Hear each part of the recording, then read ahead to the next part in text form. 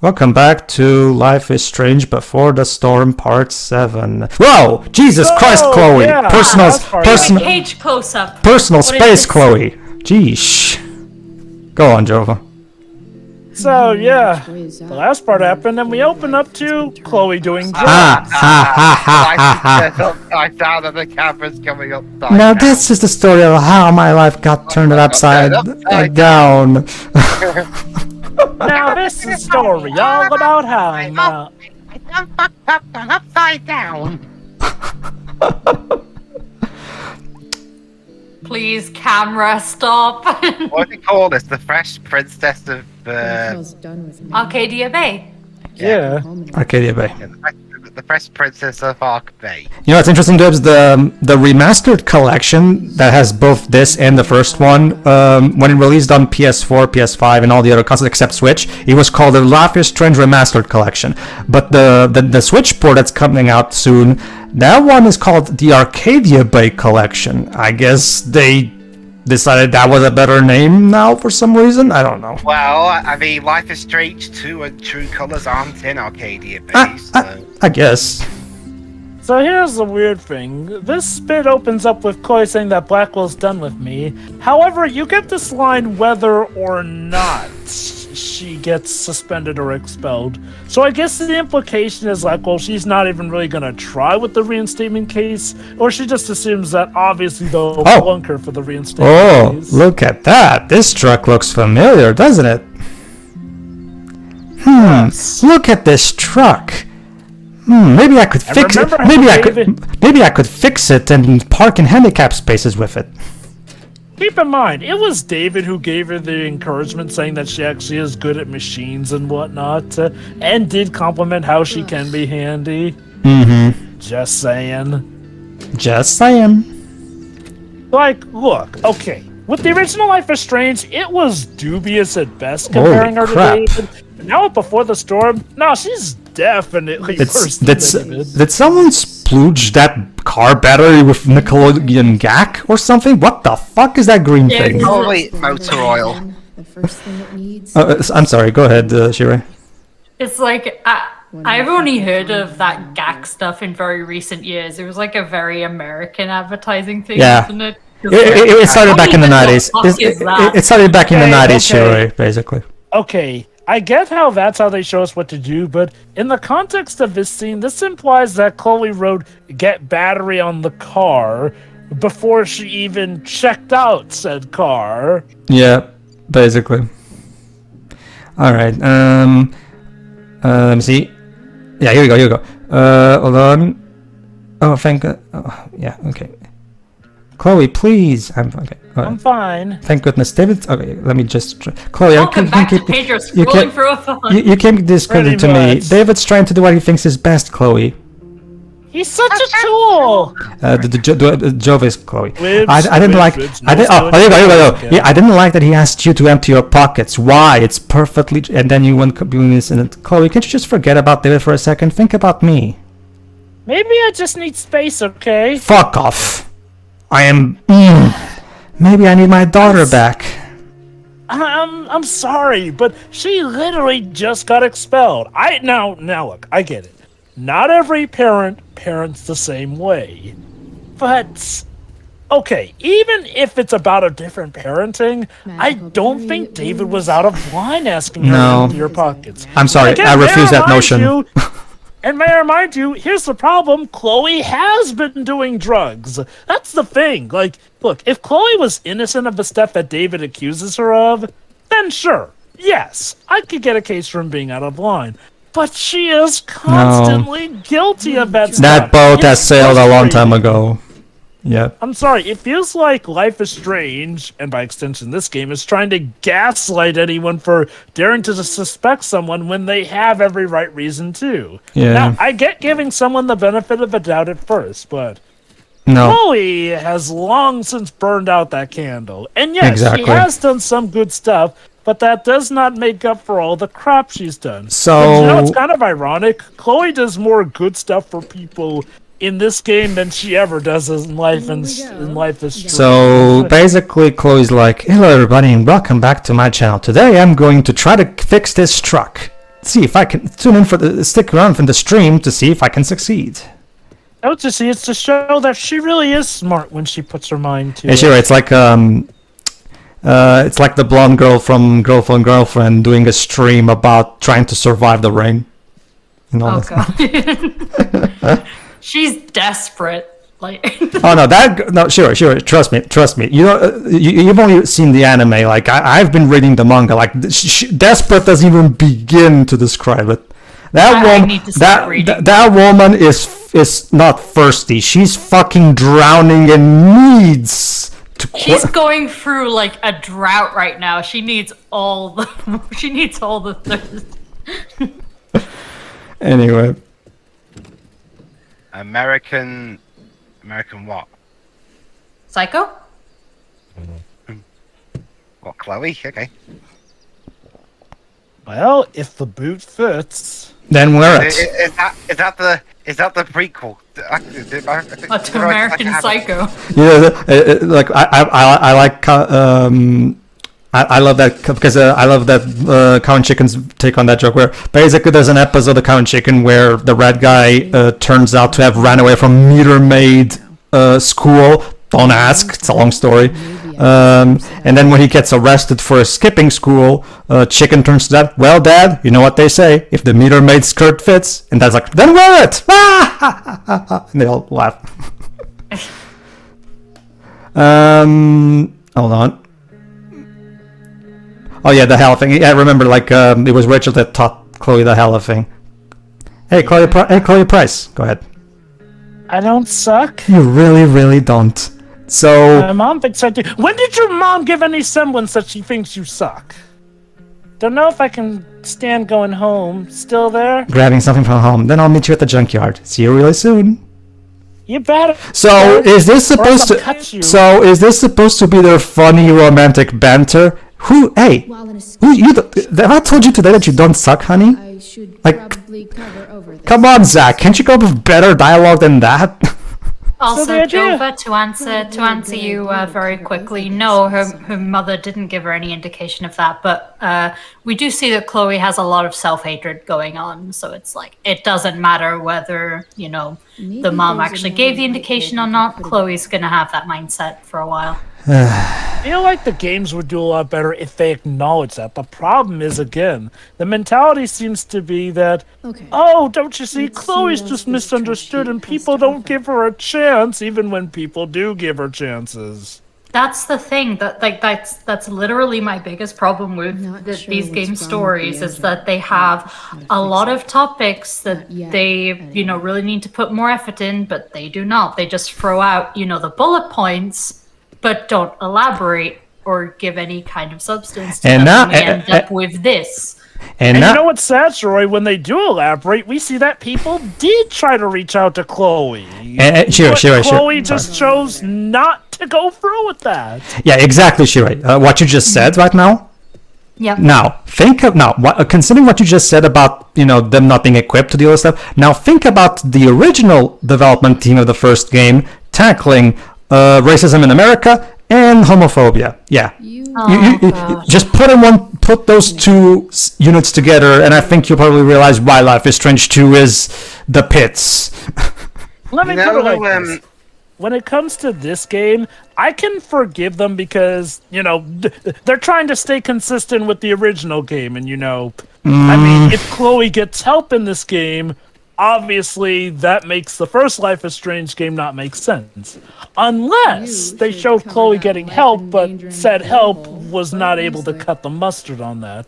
Yeah. All the same, that probably wouldn't be a good reflection on stuff. Considering how we do see that apparently a therapist, at least there might be some semblance of therapy in Arcadia Bay, since Nathan has a therapist he was seeing, and to be fair, that therapist did call him out on his problems and repeatedly told his parents, but, you know, because the parents were those kinds of parents, they disregarded what the therapist said. So, yeah. Go on. Who Chloe reminds me of, actually? Go on. Who? Mary Jane in Spider-Man 3. how like Peter tries to help her, and she constantly throws his help back in his face. Yeah. Yeah, I'm sorry. She is not nearly as bad as Chloe, though. I guess for that one bout of her not properly discussing stuff, I'll give you that. But The whole thing as about a whole, she.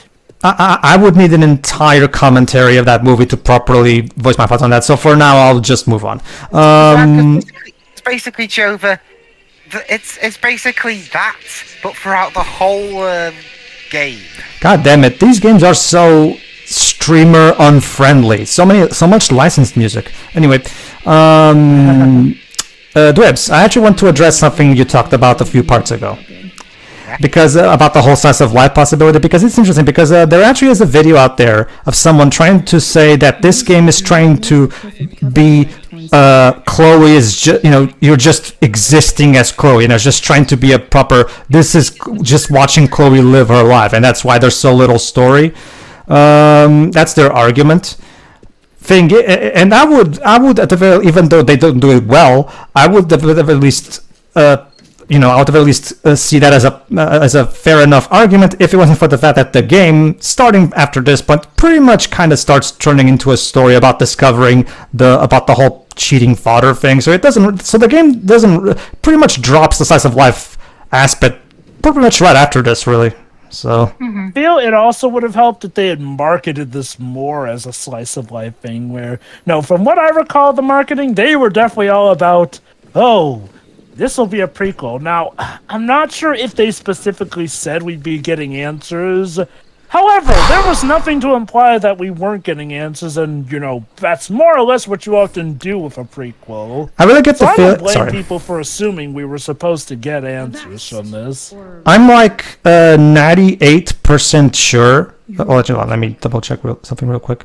Oh, no, it's Dibs who's burped. Okay. Basically, Shiroi... I'm like 98% sure that these games are going to make you appreciate the Warlords of You even more, because the Warlords of You covers topics like survivor's guilt, antisocial nature, like as well as other topics, and it does it a lot of topics that and it does with teenagers like these games do, and it does it infinitely better than these games. And it's also from Square. Yeah, this true. game will probably also get you to appreciate Ghost Trick even more, because that also deals with a character who dies several times, but is a character I will appreciate Ghost Trick either in the commentary or when I can find a copy I can afford. Well, right now you can get it on mobile. But unfortunately, Capcom I can't do that. Well, that's the thing. Unfortunately, Shiroi, Capcom is kind of shit at re-releasing Takumi's games. That's the thing. I could find other ways to play it. Anyway, trust me, Jova, I didn't bring up that one because Ghost Trick is more of a detective story rather than a teenage drama type of story. So. Well, let's not forget, it's all about the mystery, too, which this game, the first Life is Strange game was about the mystery and all that. And it also has time-traveling powers, which can help you save a certain person from death. Sure. The only reason I'm a bit, cautious to start assuming that Life is Strange 2 is going to be worse than Detroit is because that was a game that recreated concentration camps. Time for a hard-earned smoke. Shiroi. Okay, Shiroi. Shiroi, in that case, let me ask you this. How do you feel about portraying an entire community of people as evil, gay-converting monsters? Because that's what Life is Strange 2 does. I'm not kidding. I'm not joking. Is it one of those, I have plenty of issues with religion, but is it one of those totally every single religious person in that game, Shiro, is an evil, soulless, gay-converting monster. I am not even kidding you when I say that. Oh, boy. Okay, let me put it like this. Both of those games are terrible at what they're setting out to do. I think the problem with Life is Strange 2 is that, in an odd way to put it, Life is Strange 2 is a game that's trying to be more down to earth, shall we say. Let me put it like this. Yes, there are special powers also in that game, but most people aren't aware of the special powers. Yeah. Detroit Become Human, and mind you, I am not excusing Detroit Become Human. That game was terrible with how it handled the concept of racism and whatnot. But at least Detroit Become Human was somewhat more outlandish with the fact that we were using robots as the allegory for that. Oh, mind you, it is still ungodly stupid. And honestly, I won't be surprised if you still hate that game more than Life is Strange 2. I will say this, though. Life is Strange 2 is one hell of a contender, if not worse. The writing in Life is Strange 2, Shiro, is flat out embarrassing. It makes you feel unclean. Like, for example, there's a point where Sean... guys, if you ever wonder where Chloe got that hat, it was from the glove box. Yeah, I was gonna say. Yeah, there you go. That's the origin of the hat. There you go. Deepest lore. I mean, don't get me wrong. You see, don't get me wrong. I like those kinds of little touches. The problem is, I wish the game would do that as well with the main story. Like, okay, how about this? Instead of focusing a story about this irrelevant DA character that I don't give a shit about, why not try to expand upon Rachel's relationship with Jefferson, as well as Frank? You know, something that actually allows to give extra context to the first game's events, something that actually feels more related to the first game. This prequel feels so disconnected from what the first game was in terms of its... I really do get the feeling that they planned to have that more so, but then at some point things got cut short and they wanted to consolidate on this contained narrative, and I don't know. I feel like it probably would have been better if they tried to focus on this and that. Yeah. Let me give you another example, since right now we're just watching Chloe fall asleep. Basically, sure, here's another example. Basically, for context, Sean, aka the protagonist, he's of Mexican descent, even though he was born in America. And the game uses this as an excuse for racist rednecks to, you know, antagonize him. There's one point where a redneck even says, "Okay, dude, let's talk in Spanish," and he forces him to speak in Spanish. What? I just want to learn Spanish. And he goes, "Listen, how do you say in Spanish? This is not my country." Oh, what? Why? And you want to hear that one even better? I can give you even better. Sure. Later on, they force him to sing, and if you choose to sing, just so he'll leave you alone, he says, "Oh my God, you could be part of Mexican Idol." I'm not kidding. So that's what they say, and I'm just sitting there going, "Don't do this to me, game." Also, guys, did you notice that bit where Chloe wakes up and the car seat has on it written, "You are about to die, Chloe Price"? I wonder if that's supposed to be foreshadowing for the original game, but... Okay, so... Voting! Also, I'm sorry if any fireworks are coming through right now. Well, actually, it kind of fits, considering the current scene, actually. I don't know why they're going off, but they are. Okay, so once again, yet another Chloe dream with her father, and once again, the metaphor fire that is... Seriously, that's another thing. Game, it's not that clever of a metaphor. Stop ramming this into our heads. But Pedro, the fire! It's one of the best things we could animate, so we had to make the game around it. Alright, and guess what, Shirai? As if the metaphor wasn't obvious enough, we're actually going to have William literally spell out the metaphor for us. I am not even kidding. Oh God, here we go.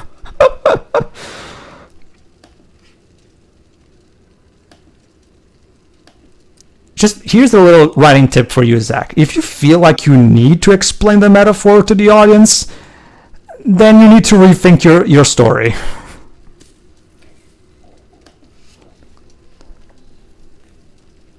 Roasted marshmallows. Yep. Wonderful to have in a dream. Dad? What are we doing here? I don't know, it's your dream, you tell me. And guess what, Shirai? The game is now also going to try to spook you. So much. That's the thing, like... I don't know, William wasn't really that compelling a character even in the first game. Like, he's just kind of nice dad. Maybe it's because, you know, he was kind of, you know, there for one scene before dying. Granted, there's that alternate There's that alternate timeline where he lives and whatnot. Well, Jover, to be fair, who can control or influence their own dream? Actually, it's called Have you ever? it's got lots to dream. You know what? Next time we have a movie night, I'm just gonna get you to watch Inception again since you haven't seen it in years. So because that movie even talks explains that stuff. I couldn't finish that movie the first time. Well, this time I'll get you to finish it then. Anyway, but to get back on this, listen to this.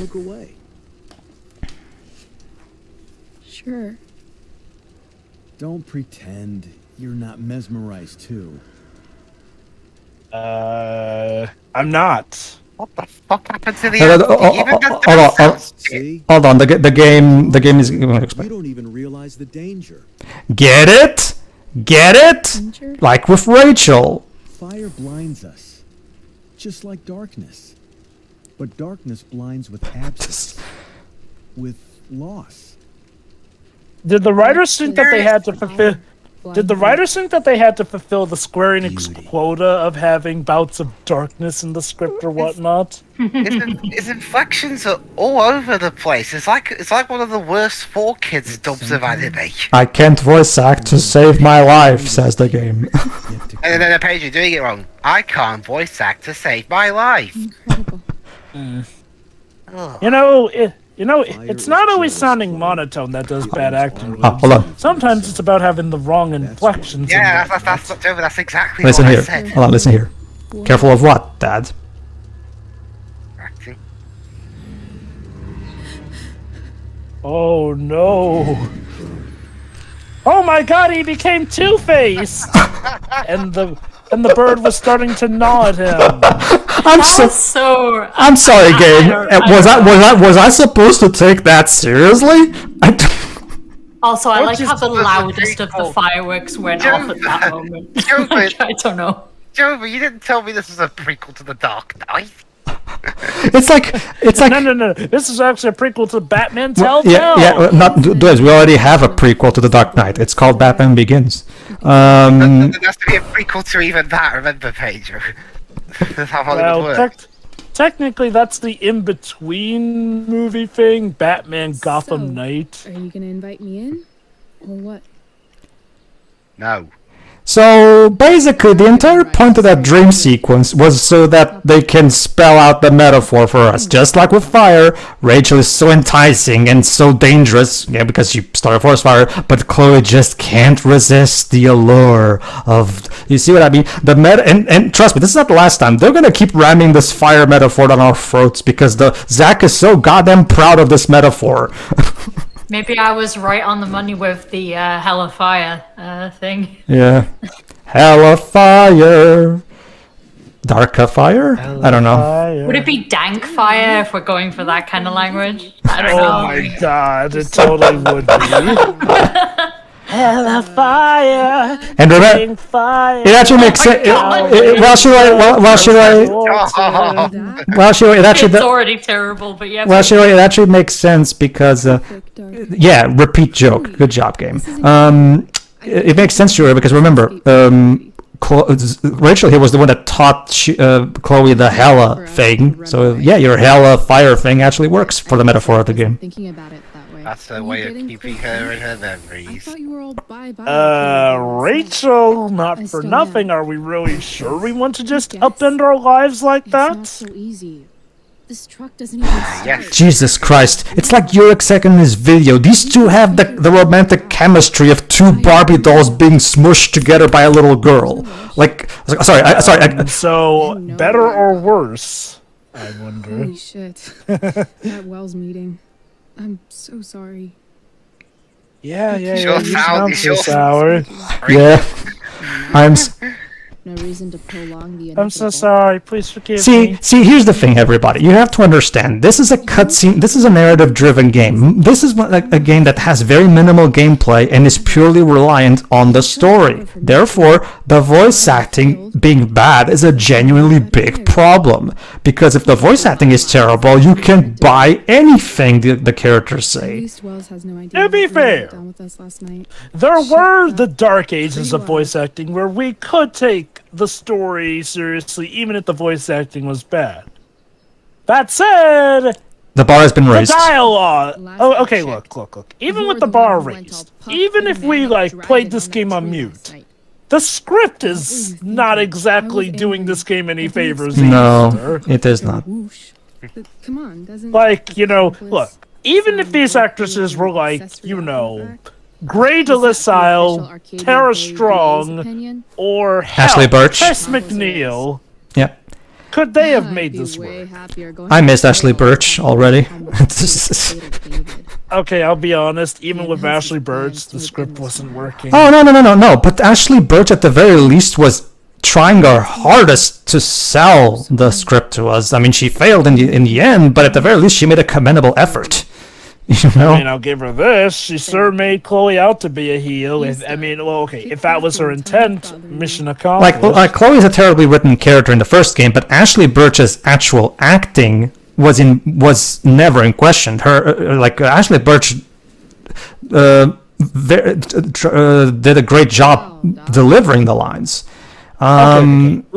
Okay, let's forget acting stuff.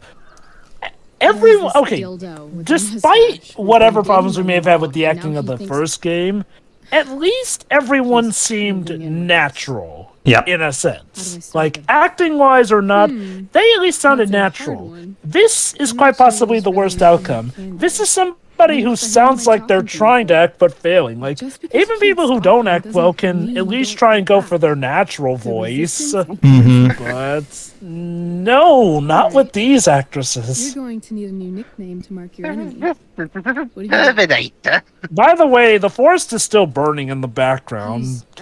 Step dude. Yeah, because forest fires are very difficult to deal with. Don't worry, Jovi. See, He's a dude. Rachel's only burning her half. Poetic. Oh. May I also say All they care about is money. You see, Jova, Arcadia Bay deserves a better class of criminal, climbs on your mom? and I'm gonna give it to him. Tell your mandwibs that they work for me now. This is my What city. kind of therapist are you? So what you say then, Pedro? Later on, she's going to kidnap she's going to hold one of the characters in this game at knife point and then slice him. Yes. Tell me, Dwiz, would you be surprised if Rachel did that? You mean how Basically, Turned out to be actually not even Harley Quinn, just straight up female Joker. Basically, Shuri, one of the Would you be surprised?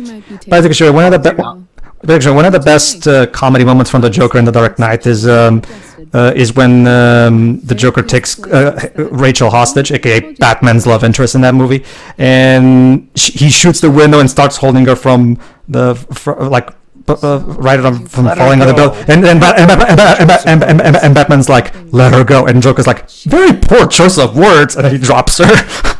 Yeah, no, that's about right for him. perfect friend of yours, who I'm assuming is also an exceptional beauty. Sounds like she may have been inspired. But yeah, no, honestly, Rachel. Yeah, in this bit here, legit... I actually do kind of like this joke where she said, this friend of yours, she's talking about herself, by the way, this friend of yours who I'm guessing is a complete knockout. Again, this would be a really good, cocky moment, cute cocky moment for Rachel if Kylie Brown could act her way out of a paper bag. Yeah, true. To give a fuck. Honestly, though, yeah, Rachel could come off as a Batman villain with how psychopathic she is. I want to once again get this clear. I have no issues with the voice actresses. I'm sure they're nice people, but these performances just don't work. They don't. I'm curious. Did they ever get to act in anything else after this? Or before this? According to Dwibs, apparently Kylie Brown only had one more role after this. Was it Dwibs? Could you please check on behind the voice actors, Dwibs, while we're at it? Okay, before the storm, I'll find the actress I do that there without having to spell it. Nah, I'm just... I don't know. Yes, she was in WWE 2K20 after this. And that's her, and those are her only two roles. Can we talk right? Isn't that one that people don't like? Yep. Yes, if I recall correctly. That's the one with the story mode too. Right? Okay, so basically Kylie Brown only had this role and one more role after this. What about... oh my god. She plays the obnoxious sister in that story mode, doesn't she? I don't know. What about Rihanna DeVries? Upshot. AKA Chloe. The only other role she has is as additional voices in a game called Lost Ark. So basically, these two's careers in voice acting didn't really go anywhere. Which, hang on, let me check. Which funny enough, had the exact same voice director as this game. Oh, so it really didn't go anywhere. So I'm getting. Wait. So are these actors just joined to this voice director at the hip or something? Yeah. Well, I mean, Philip Batch didn't voice direct WWE 2K20. The whole thing. I wonder. It's especially a problem when you're familiar with the first game, because this performance is just like you. Every single time Chloe opens her mouth, you just immediately start missing Ashley Birch, because Ashley Birch was so good in the role despite the terrible writing she had to work with. You know, it's like, and you can so tell this wasn't an actual proper casting choice. It was done because they had to, not because they wanted her for the role. And that's what's sad. The fact that these actresses are here just because they had to get somebody to play the characters. Wasn't Rihanna too? Good luck. The mocap. You're never supposed to tell an actor the original before show. It's bad luck. Oh, I actually want to comment on this right now. Bad luck. You're supposed to say. Yeah, break a leg. Here's the fun fact about that. Over here in my country, we also have a special good luck term for actors, but it's not break a leg.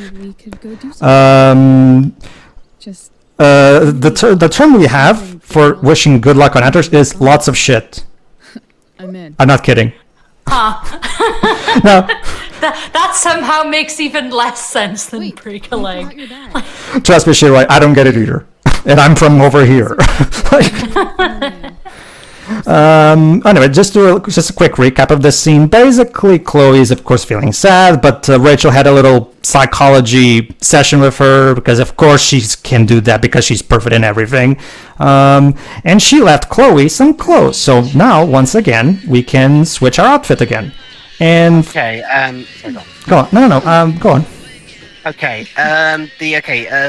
Regiment Freeze did not mocap her in the original game. It was someone named Gabrielle Hirsch. Which, oh yeah. Okay, because I thought it was going to be a situation like that Tarzan movie where they had to replace Tarzan's actor with his stunt double at the last. No, no, it's not like that. The motion capture was done by different people.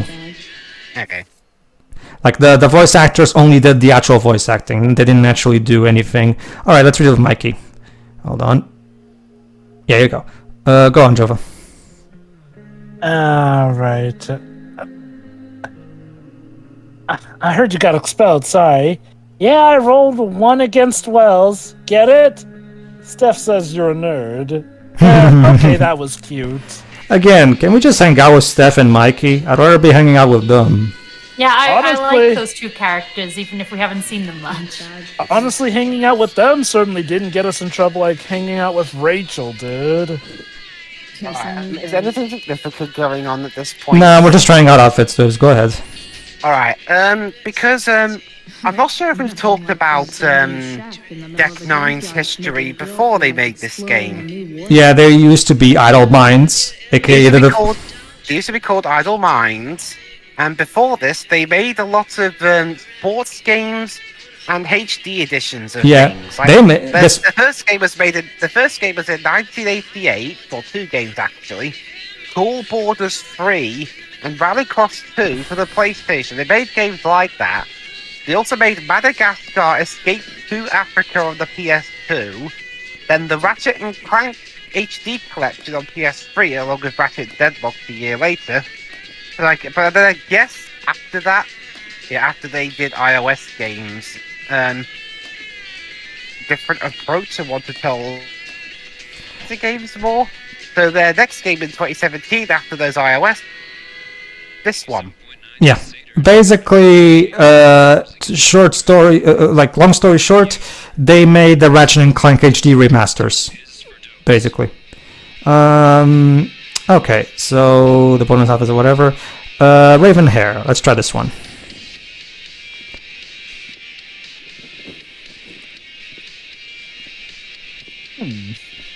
Oh, and even has the hat and everything. don't know. It's I don't. like glimpsing into the future. I don't know. Red. No, I prefer black on Chloe. I will say this. So this is a bit where Chloe gets her hat. This is Yeah. like the bit where Han gets the dice. This is me playing dress up with Chloe, basically. I will say I do like the outfits that you can get from this episode more than the outfits from the first episode. Same. So Same. Yeah, same. Yeah, and this one's fine, but again, I don't know. Chloe's was just made to wear black. because it goes so well with blue. Also, is it just me, or is this the shirt from the protagonist of Bully? Like, what the hell? And before you asked, Wibbs, the scholarship edition is called Bully 2. So, over here. So. Why is that called Bully 2? They're the same game. No, the original Bully over here in Europe was called Canis KM Edit. However, when they made the scholarship edition, they just called it Bully everywhere. So now it's officially known as Bully everywhere. That's funny though. They called it Bully 2 though. Like, oh no. Imagine somebody thinking, Apparently the reason they renamed the game in the first place was because, at least here in the UK, we had that massive bullying problem in schools, and yet they don't change anything in the game where you still kick people about. So yeah, like Icarus said, well done on fixing the bullying problem, guys. This looks like more of a Max look than a Chloe look. I don't know, Shiroi. I actually do like this. Shiroi. I don't know, Shiroi. Black doesn't really suit Max, if you ask me. oh, well, look at that. It's the woman we saw with Rachel's dad. Exactly. So what is she doing with Frank, exactly? Yo, Frank. It's Chloe. Well, at least, well, I kind of like Frank, so yeah, sure. Let's have a scene. Yeah. Let's have a scene with him. I don't know the secret password, man. Is the password drugs? Oh, apparently it is. Where are the drugs? You said drugs. And there aren't any. All right. Oh. Alright. Alright, well, is that what happened, actually? In the next part, everybody, we'll see what Frank wants. So, see you then. Yeah. See ya.